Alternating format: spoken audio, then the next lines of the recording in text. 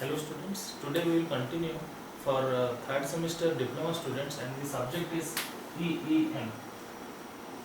As we have already discussed in our previous classes about the semiconducting material, today we will understand about majority and minority carriers. So majority and minority carriers.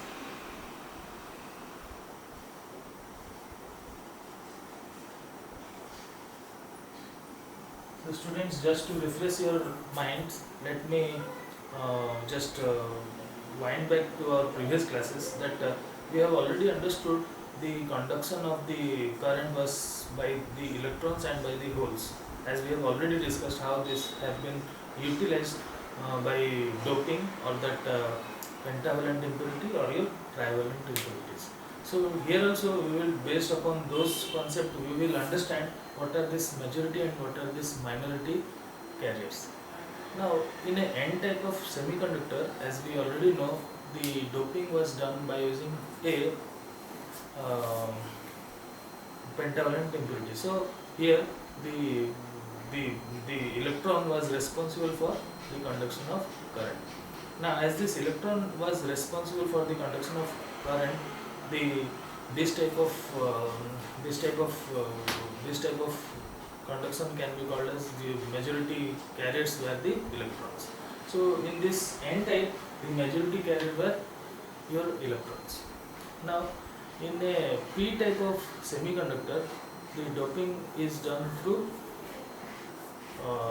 trivalent impurities. That those who are lying under trivalent category, or the valence bond is 3, they will be utilized as doping in the P type of material.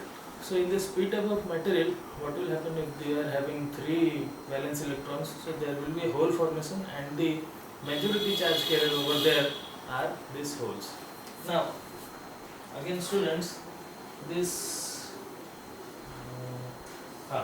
in the both type of this majority carriers, we have noticed that where electrons are responsible or the majority carriers, there also holes also play a little part, but comparatively these holes are smaller as compared to electrons, and that is the reason why the majority becomes the electrons and we call them as the majority carriers, these electrons. Similarly, in this P type also, the majority over there is the holes, but the electrons also play a part, but their numbers are few, so we term them as the majority, or the holes are the majority carriers, right? So now the semiconducting material is your next topic which we will discuss for today's class now.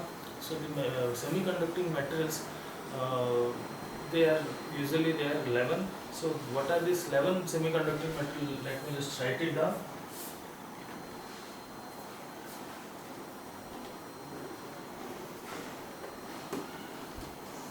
So this 11 semiconducting material you have to remember, so that it will be easier for you in the next coming topics.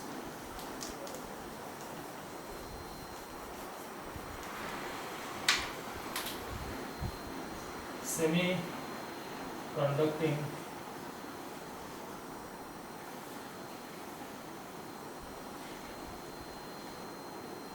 material.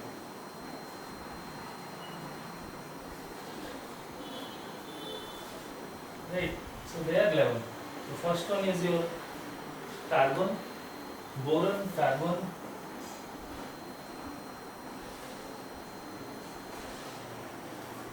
so I should not write it like this, so I should write it in commas, separated by commas. So boron, carbon, your silicon, then comes out your germanium, phosphorus, arsenic and antimony. Germanium I have written in short. Germanium, phosphorus, arsenic, comma, antimony.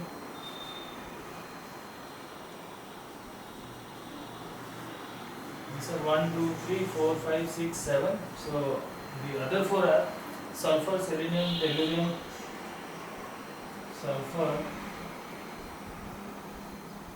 selenium, tellurium, iodine, and iodine. So these are the 11 semiconducting materials, and uh, the resistance of the, because we already know that the semiconducting material has the property of negative temperature coefficient. That means with the rise of the temperature, the resistance of the material goes on decreasing. So they can be controlled by three ways. So how can they can be controlled? The resistance values can be controlled by three ways. So first one is by illumination.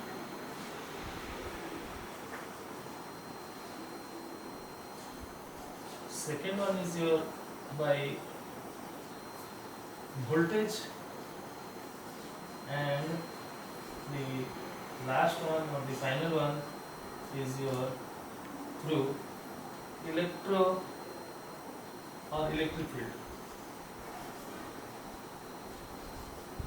So students, by applying any of the three methods, we can increase or decrease its resistance, because already we have understood these semiconductors are possessing your negative temperature coefficient. So how can this or the resistance can be controlled by any of this effect? So what is illumination? Because you are new to the word this illumination. Illumination suggests light. By applying light source to a semiconductor, we can directly change the resistance value. Again, this voltage is also responsible. Suppose I will apply some voltage across the terminals of a semiconducting material, the resistance value can also be increased or decreased as per our requirements. Now finally, this electric field. Suppose I will introduce this semiconducting material inside an electric field, then also there will be a change in resistance seen or observed in this semiconducting materials. Now students, what are the application of this semiconducting material we will discuss.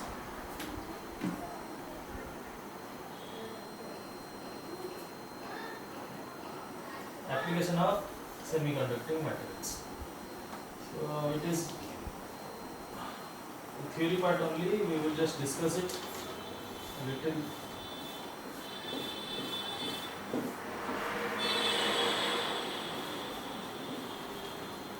So application we will just, you can understand, it is a theory part, so you can just understand what are the highlighting points of this application of semiconducting material.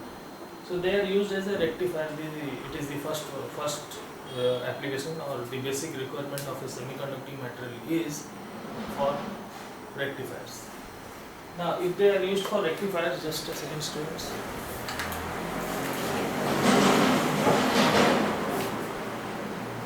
If they are used for a semiconducting materials for rectifiers,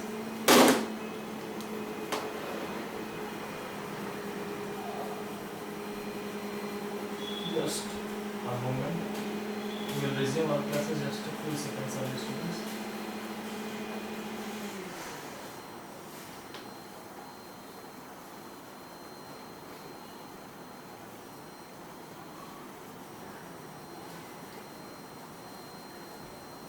Yes.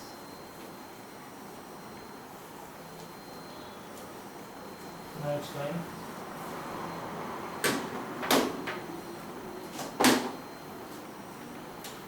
So application of semiconducting material. So first one is our rectifier. First one is our rectifiers.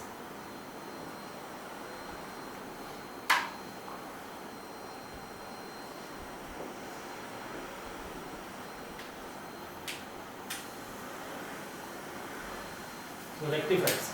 So before the invention of your silicon rectifier, germanium rectifiers were introduced earlier, before inventing this silicon rectifiers. Now this rectifier, what is a rectifier? It is a, you have already know that the work of a rectifier is to convert this AC to DC. Right, the AC will be converted to DC, can be called as your rectifiers.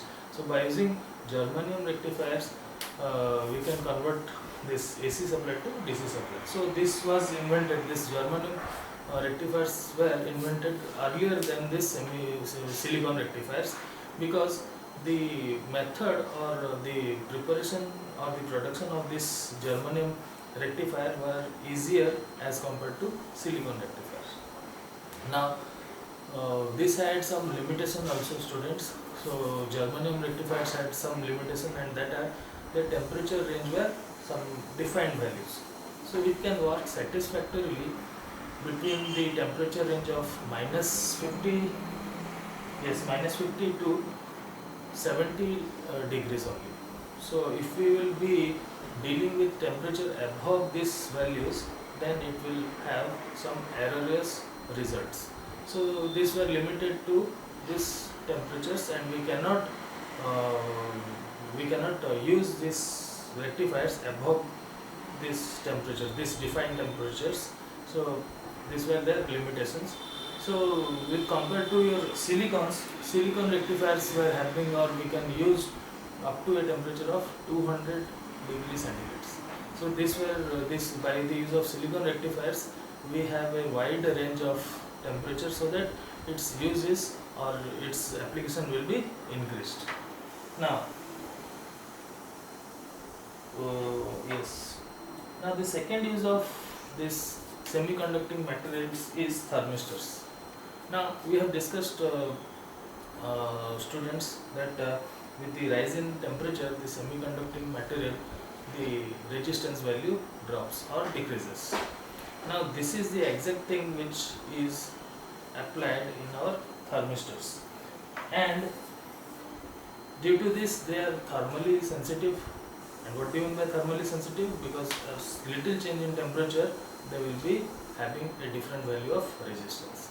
Now they are made from the oxides of some metals such as your copper, cobalt or magnesium, etc. So by the oxides of these metals they were formed, and the application of these semiconductors were for measurement and control of because they were sensitive to temperature, this your thermistors. So they are found in the conversion of electrical signal to directly your control heating devices. You can find it in your electric heating, that automatic electric heating I am talking about. So there also, by using these thermistors, you can easily control the temperature. You might have seen those tripping sound of this electric iron or your pressing machines. So they use this thermistor technologies. Now students, further we also use in photoconductive cells. Now the resistance of a semiconducting material is lower under light, and it is higher in darkness, because in light, or where there is more or sufficient amount of light is there, this resistance value will be minimum, and when there is darkness, this resistance value will be higher. So this is the working principle of a photoconductive cell, which are used in flame detector, smoke detector. You might have seen those area which are fire protected, or if there will be a fire case, some smoke detector will detect the fire. So what is this? What is the working principle of this smoke detector? It is photoconductive cells, right? Apart from that, they are also used for controlling the street light also, because there are certain street light also, students, which will be switched on or off depending upon the amount of light which they receive, because there cannot be manpower everywhere to switch on a street light and to switch off the street light anytime. So how this will be controlled? By photoconductive cells. If there is darkness, what will happen? It will automatically switch on. So the circuit will be made according to this requirement, and if the resistance is lower, the circuit will be off. Right? Why if the resistance is low, the circuit will be off? Because the light is more, as we have discussed. If the light is more, then what will happen? The resistance will be lower, and if the light is, or there is a darkness, the resistance will be higher. So depending upon this, the street light works. The final topic which is for photovoltaic cells. So photovoltaic cells, these are the materials or the devices which develop EMF when illuminated. Again here, illuminated means to apply light. If some light source is applied, then a voltage will be developed across the terminals of the materials. Now this light energy is converted directly to the electrical energy. The last application, I should not say last, but for today's class, the last application which we will discuss is varistors. Now this varistors, the resistance of the semiconducting material changes with the applied voltage. If the applied voltage is varied, then the resistance of this semiconducting material will also be changed. So this is the principle of varistor, and it is found in their application is found in voltage stabilizers, your motor speed control. So these are the uses of varistors, special cases where you can control the voltages also, and also you can control the speed. So it was the application of the semiconducting material. There are few more applications of semiconducting materials which we will discuss in our coming classes. So thank you for watching, students.